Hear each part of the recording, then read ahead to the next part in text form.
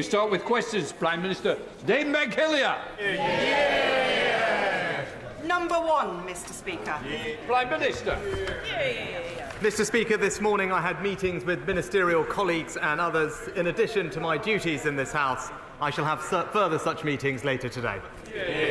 Dame McHillier. Mr. Speaker, the Prime Minister promised integrity, professionalism and accountability in government. His Home Secretary has leaked information, is overseeing chaos in the Home Office and has broken the law. What will she actually have to do to get the sack? Well, Mr. Speaker, the Home Secretary made an error judgment, but she recognised her mistake and took accountability for her actions. But she has now set out, transparently, in detail, a full sequence of events in a letter to the Labour Chair of the Home Affairs Select Committee.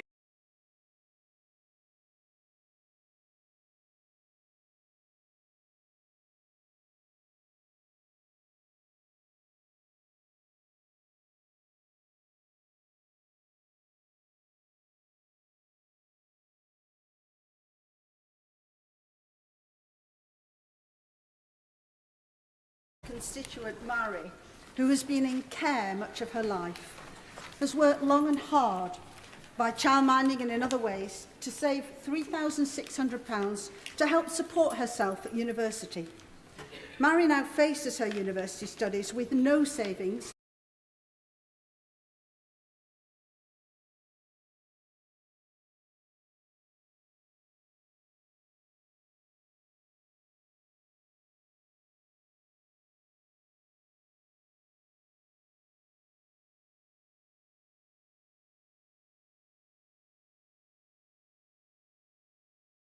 I'm very sorry to hear about Marie's case that my honourable friend raises, and I know how convincing scammers can be and the upset and hurt that they cause. I'm pleased to reassure my honourable friend that the government will shortly be publishing our fraud strategy, which will establish a more unified, coordinated response from government and law enforcement and the private sector to block more scams and to better protect the public. We now come to the Leader of the Opposition, Keir Starmer. Thank you, Mr. Speaker. His Home Secretary says the asylum system is broken. Who broke it? Prime Minister.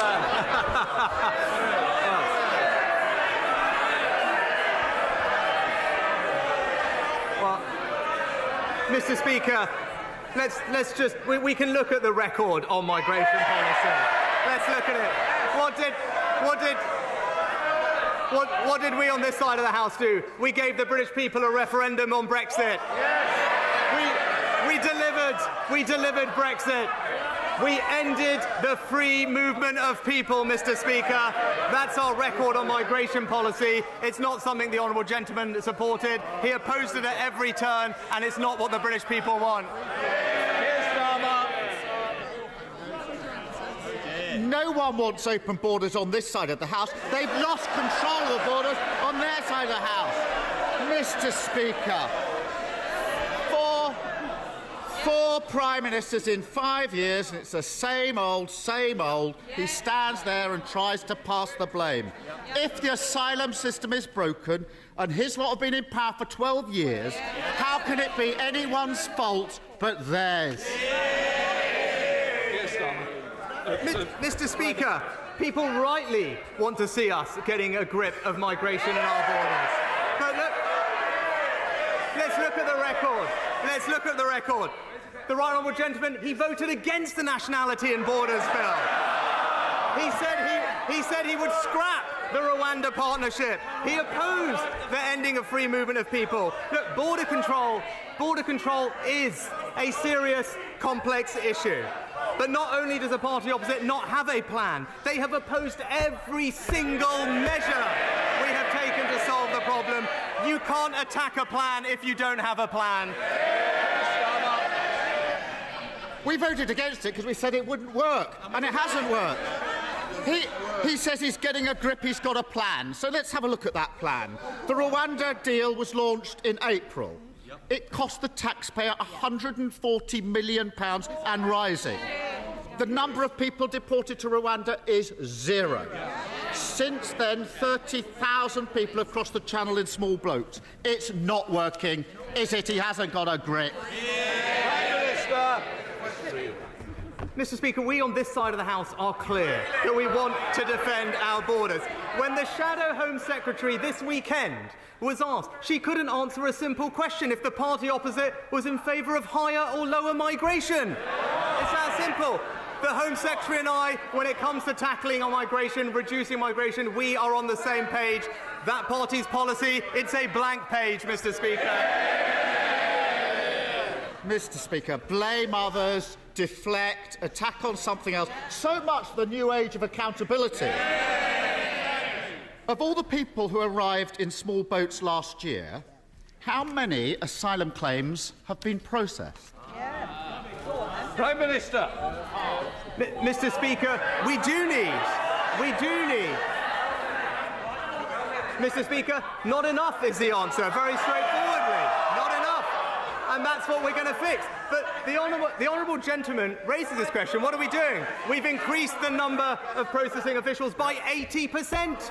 We are putting an extra 500 more by next March. But if he really was serious about fixing this problem, then he would acknowledge that we do need to tackle the issue of people putting spurious claims, spurious, repeated, last-minute claims to frustrate the process. That's how we'll tackle the system. So why, then, did he vote against the Nationality and Borders Act, which deals with it? Mr. Speaker, he says not enough. You could say that again. It's 4%. 4% of people arriving in small boats last year had their asylum claim processed. According to the bookies, the Home Secretary has a better chance of becoming the next Tory leader than she has of processing an asylum claim in a year. And he talks about numbers. They're only taking half the number of asylum decisions that they used to. That's why the system is broken. 4,000 people at the Manston Air Force Base, massively overcrowded, all sorts of diseases breaking out. So, did the Home Secretary receive legal advice that she should move people out? Yes or no? Prime Minister. Mr. Speaker, the right honourable gentleman is very fond of reminding us that he used to be the former Director of Public Prosecutions. So he knows the government's policy on commenting on legal advice. But what I can say is the significant action that the Home Secretary has taken to fix the issue. Since September, 30 more hotels with 4,500 new beds, appointing a senior general to control the situation at Manston, and indeed increasing the number of staff there by almost a half, Mr. Speaker. These are significant steps to demonstrate that we are getting a grip of this system. But this is a serious and escalating problem. We will make sure that we control our borders, and we will always do it fairly and compassionately because that's the right thing. Here's Starmer. Mr. Speaker, he talks about my time as Director of Public Prosecutions. I prosecuted people smugglers. He can't even get an asylum claim process. I think the answer to the question whether the Home Secretary received legal advice to move people out of Manston is yes. He just hasn't got the guts to say it. He did a grubby deal with her, putting her in charge of Britain's security just so he could dodge an election. She's broken the ministerial code, lost control of a refugee centre and put our security at risk. She did get one thing right. She finally admitted that the Tories have broken the asylum system. Criminal gangs running amok. Thousands crossing the Channel in small boats every week. Hardly any claims processed. So why doesn't he get a proper Home Secretary, scrap the Rwanda gimmick, crack down on smuggling gangs, end the small boat crossings, speed up asylum claims and agree an international deal on refugees? Start governing for once and get a grip. Mr. Speaker, the right honourable gentleman. Front rows. Can we just calm it down a little? I do want to hear the replies. Covering your mouth's not helpful to me or you. Come on, Prime Minister. Mr. Speaker, the right honourable gentleman rightly raised the topic of national security, because it is important. But this is the person who in 2019 told the BBC, and I quote, "I do think Jeremy Corbyn would make a great Prime Minister."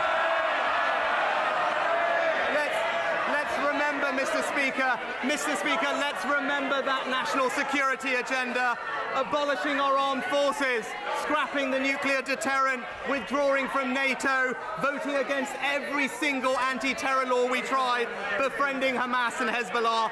He may want to forget about it, but we will remind him of it every week, because it's the Conservative government that will keep this country safe.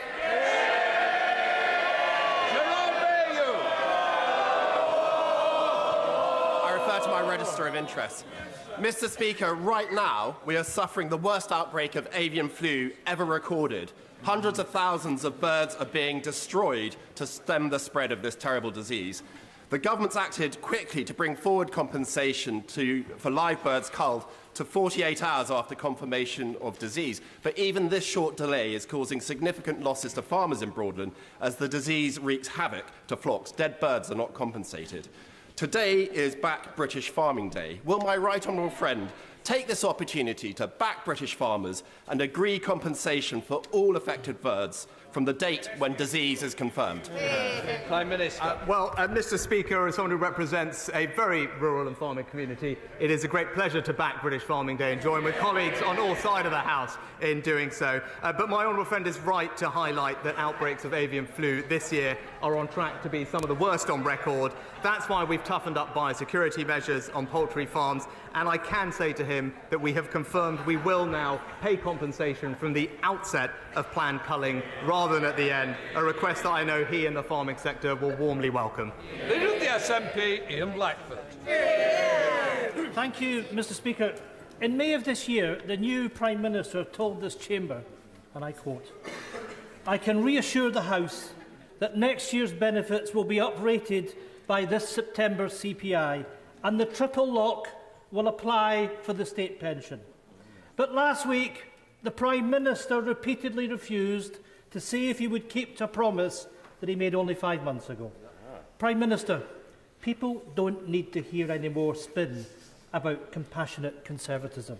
People just need a straight answer to a simple question. Will he keep his promise and lift benefits and pensions in line with inflation? Minister. Well, Mr. Speaker, we do now have an excellent new Chancellor, and I'm looking forward to his autumn statement in a couple of weeks. It wouldn't be right to comment on individual policy measures before then, but I think everyone knows we do face a challenging economic outlook and difficult decisions will need to be made. But what I would say is that we will always, as my track record as Chancellor demonstrates, have fairness and compassion at the heart of everything we do. Well, Mr. Speaker, it was a very simple question asking for the Prime Minister to reiterate what he promised just 5 months ago. For the second week running, he still won't give a straight answer to the most vulnerable that require support. The Prime Minister keeps telling us that difficult decisions need to be made, but austerity 2.0 isn't a difficult decision. It is what it has always been, a Tory political choice to hit the poorest hardest. In the week that BP saw quarterly profits of £7.1 billion, why not take the easy decision to bring in a proper windfall tax? Why not take the easy decision to reinstate the cap on bankers' bonuses? Why not take the easy decision to scrap the non-dom tax avoidance? And with all that new revenue, why not stand up today and take the easiest decision of all, to protect those most in need and increase benefits and pensions in line with inflation? Well, Mr. Speaker, the honourable gentleman raised the issue of North Sea, and this is a point of significant difference between his party and ours. As Chancellor, I introduced the new levy on oil and gas companies because I believe that was the right thing to do. But where we will always differ is we believe that our North Sea producers do have an important role to play in our transition to net zero. They are an important source of transition fuels, and we will make sure that we support them to invest in exploiting those resources for the British people. Thank you, Mr. Speaker. Can I firstly welcome the IPU delegation from Madagascar who are in today's viewing gallery. More locally, I'm delighted that next year Openreach will be rolling out ultra-fast broadband in Wigginton in my constituency. But other rural areas of South West Hertfordshire, like Dudswell, are still in dire need of better connectivity. Can the Prime Minister update the House on the progress of the £5 billion Project Gigabit? Prime Minister. My honourable friend is absolutely right to recognise the role of broadband in providing levelling up opportunities across our economy. That's why we invested £5 billion in Project Gigabit, and now we have 71% of UK premises having access to this from just 5% when we came into office. I'm very pleased to tell my honourable friend that we will be launching a procurement to provide gigabit coverage for his area in the coming weeks. Jill Hamby. Thank you, Mr. Speaker. The Prime Minister will know that it's Scotland's energy resources that feed corporate profits and keep His Majesty's Treasury pumped full of cash to the tune of £8 billion in the last 9 months alone. In return, candidates in the summer Tory leadership contest tried to outdo each other in their contempt and hostility to Scotland's democracy. So without falling back on the "you've had your vote" trope, can the Prime Minister tell me, is Scotland in a voluntary and respectful union of equals as claimed in 2014, or are we hostages in a territorial British colony? Minister. Mr. Speaker, what people across Scotland rightly want to see is both their governments working constructively together to improve their lives. That's what we will do on this side of the House. And part of that is actually supporting Scottish energy producers, which he is right, have a vital role to play in enabling our transition to net zero and improving our energy security. And those Scottish companies will have our full support. Scott Benson. Thank you, Mr. Speaker. Nearly 40,000 illegal immigrants have crossed the Channel so far this year, landing taxpayers with a hotel bill of £5.6 million per day to accommodate them. Is it any wonder that millions of people in this country are furious with the situation?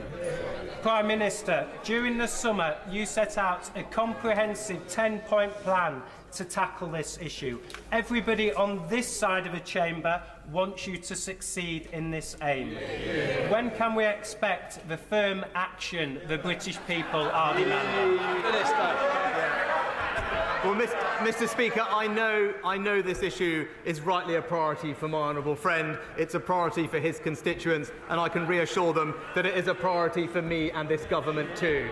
Whether it's the Nationalities and Borders Act or the further measures we are planning to take, we will defend our borders, stop the illegal crossings, and ensure that there is fairness and compassion in our system. That is the way to restore trust, and that is what his constituents and the British people deserve. Jimmy Still. Here. Mr. Speaker, I have a constituent who is a supermarket worker. She's paid full weekly because she receives one double salary payment. There's 1 month of the year where she receives no universal credit. Normally not an issue, Mr. Speaker. However, because universal credit is linked to the cost of living payment, my constituency now no longer qualifies for the £320 that could see her through the very worst of a cold Highland winter. What could the Prime Minister do to mend this gap in the cost of living support? Prime Minister. Mr. Speaker, what I can tell the honourable gentleman is we also provided discretionary funding, which was provided through Barnett to the Scottish Government, especially to deal with cases like the one that he raised. But we'd be very happy if he wants to write to us with the constituents' details to look into it. But discretionary funding was made available, especially for cases like that. Thank you, Mr. Speaker. I was visited at one of my surgeries in Broxtowe by my constituent, Aaron Horsey. In his arms was his 3-week-old newborn baby, Tim. Aaron's wife, Bernadette, tragically passed away whilst giving birth to Tim. Aaron came to see me regarding the disparity that exists over shared parental leave. The current eligibility requirements differ between that of the surviving birthing partner as compared to the surviving non-birthing partner. And this meant in Aaron's case he was not entitled to leave to raise his son. Would the Prime Minister ensure that both my constituent and I can meet with the relevant minister to make sure that we move towards a future where parents are not in this position? Prime Minister. Well, I know I know the whole House will join me in extending our condolences to Aaron following the tragic loss of his wife, and I thank my honourable friend for raising this issue. Employed parents can benefit from statutory support depending on personal circumstances. I'm very concerned to hear that that is not happening in this case, and I will of course ensure that he gets a meeting with a relevant minister as soon as possible to resolve this issue. Mr. Speaker, will the PM join me in condemning opaquely funded so-called think tanks who exert so much influence on gullible politicians that their policies were able to almost crash the UK economy just weeks ago? Open Democracy reports a former member of the Charity Commission board has called for the Institute of Economic Affairs to be stripped of its charitable status, saying the very purpose of the IEA, shrinking the state, is political. Is it right this body receives charitable tax status? And will the PM meet with me to discuss the influence bodies such as the IEA exert on politicians, including what influence they still have with him? Well, Mr. Speaker, obviously charitable status is a matter for the Charities Commission, but more generally, I actually do believe in free speech and vibrant debate of ideas. That is a good thing, and we should do absolutely nothing to stamp it out, even when we disagree with it. Dr. Julian Lewis. Thank you, Mr. Speaker. In the run-up to the autumn statement, will my right honourable friend do everything he can to persuade the Chancellor to assist those people who took out mortgages in good faith and now are at risk of losing their homes through unaffordable increases? Prime Minister. Well, Mr. Speaker, my honourable friend is absolutely right to raise mortgage payments. It's why it is absolutely crucial that we put our public finances on a sustainable footing to limit the increase in interest rates, because ultimately that is what puts pressure on people's mortgage payments. That's what this government is determined to do. And in the short term, there are support available through the welfare system for those with mortgage payments, and I hope he can direct his constituent to those. Thank you, Mr. Speaker. Given the continued Russian invasion and the now illegal annexation of parts of Ukraine, will the Prime Minister recommit his government to pursuing the full and proper accountability, including through the International Criminal Court, of those who violate international law in territories that they occupy? And in particular, will he pursue the rigorous application of the 4th Geneva Convention in terms of the treatment of civilian populations in militarily occupied areas? The honourable gentleman for his question, which is absolutely right. I can confirm we will continue with the policy that the previous government put in place, and I think it's something that we can be proud of, that we provided, I think, the earliest technical support to gather evidence to put cases together for future prosecutions at the ICC. We will continue to gather evidence, provide support to the Ukrainians, because he's absolutely right. What we are hearing is abhorrent, it's wrong, and those who are conducting these things must be held to account. Simon Hall. Thank you, Mr. Speaker. My right honourable friend and I both represent rural constituencies, and he will know the difficulty in securing both NHS dentistry and GPs in rural areas. We on this side of the House know that the financial decisions that he and the Chancellor are going to be taking are going to be tough. Notwithstanding that, can I urge him to ensure that as many initiatives as possible can be supported and put in place in order to make sure that GPs and dentists know that working in rural areas is an attractive place, and to encourage their recruitment and retention? Prime Minister. My honourable friend is absolutely right about the importance of healthcare provision in rural areas, which our constituents feel acutely because of the distances they have to travel. He has my assurance we will continue to prioritise both dentistry and GP recruitment to make sure that everyone in this country has access to the primary health care that they need and deserve. Chris Black. Thank you, Mr. Speaker.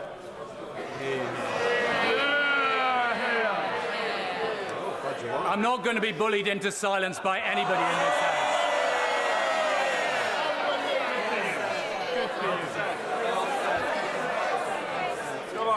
With the highest peacetime tax rates, food inflation running at 11.6%, mortgage rates rising dramatically, and a £50 billion hole in the public finances, the Prime Minister knows that Britain's broke.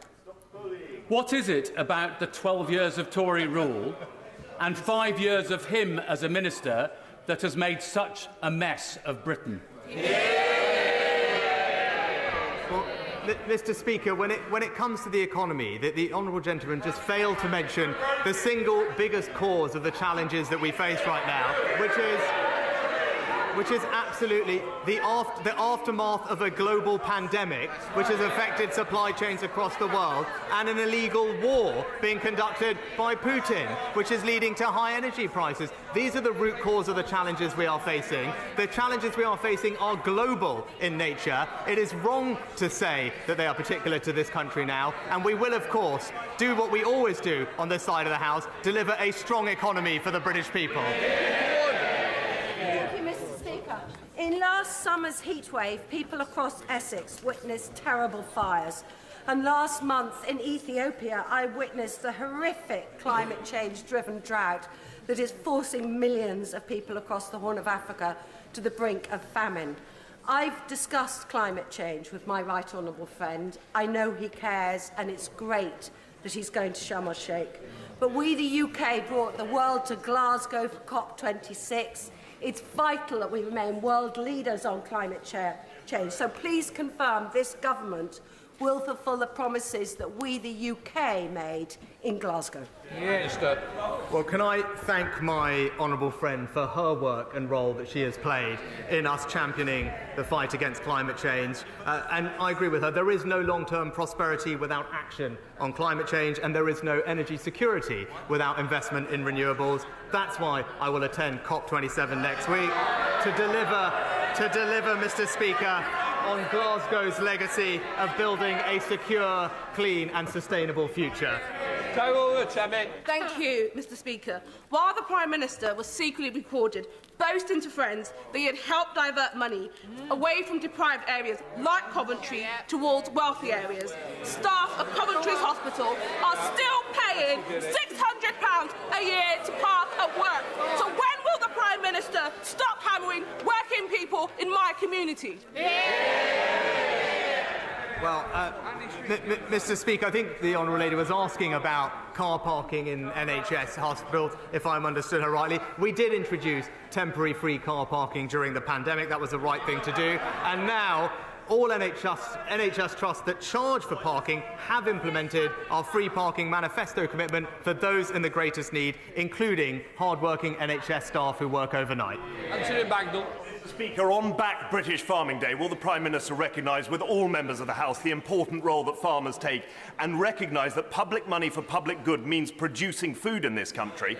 But could he also recognise the value that our trade deals are doing in allowing us to export our high-quality produce around the world, in particular the Australia Agreement, where a member of this House will be able to enjoy a certain delicate cut in his bush trucker trials?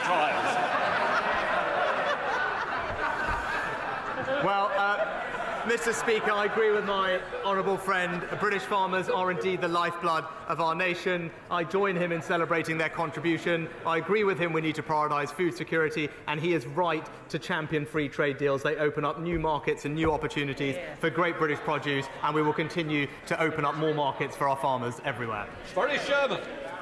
Mr. Speaker, can I welcome the first Prime Minister from Yorkshire for a very long time, but and I'm trying to be kind to him this morning. Isn't it the fact that since he resigned as Chancellor of the Exchequer on the 5th of July, we've had the most turbulent economic and political disaster in our country than any of us can remember? And when he reflects on that, will he also think why, when he was the Chancellor of the Exchequer, he did not help ordinary working people as well as he could? Yes? And can he now take the opportunity to tax the non-DOMs, who are 70,000 of them, that are getting away with avoiding tax?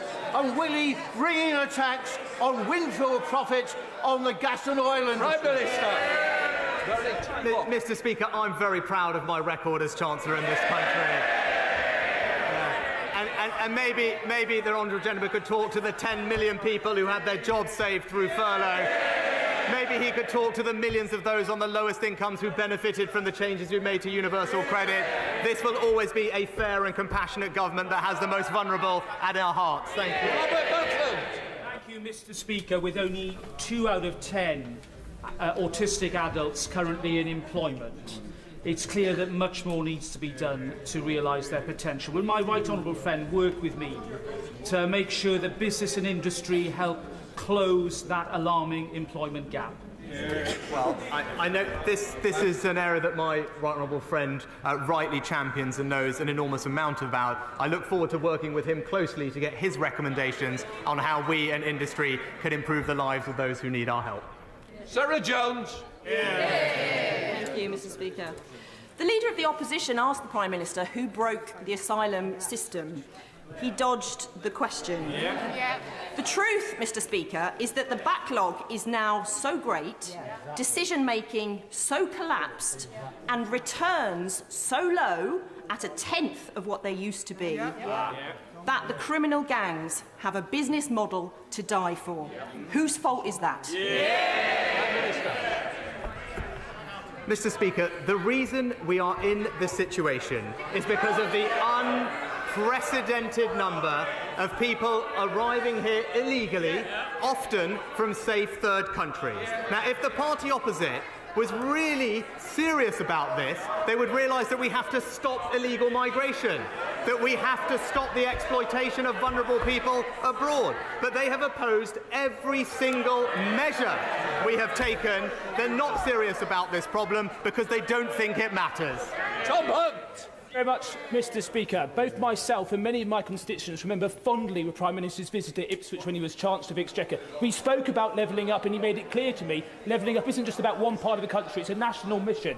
Therefore, does the Prime Minister agree that a great way to show people of Ipswich this would be support of our levelling up fund bit to get Ipswich active, £18 million, £15 million for Gaines Resort Centre, £3 million for the outdoor Lido in Broomhill? Prime Minister. Well, Mr. Speaker, my honourable friend is right. Levelling up is about spreading opportunity in every part of our United Kingdom, ensuring people have pride in the place they call home. I look forward to seeing his Levelling Up Fund bid, and I know it will be being considered over the course of this year, and I wish him every success. That completes Prime Minister's questions. Just let all.